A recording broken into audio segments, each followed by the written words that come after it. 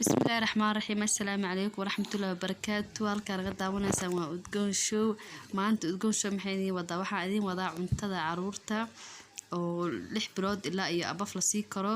marka waa u jeedii wax meesha yaalo inta isku soo daraya kadibna waxa la daawo doontii video sida aan u sameeyo insha Allah. ay ku soo dhawaada channelka udgoon show. fadlan subscribe saada ku cusub tahay.